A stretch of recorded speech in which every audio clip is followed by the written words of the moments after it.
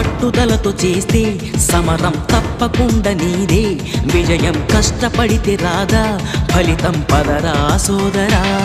నీ ధైర్యం తోడై ఉండగా ఏ సాయం కోసం చూడక, నీ ధ్యేయం చూపే మార్గంలో పోరా సూటిగా.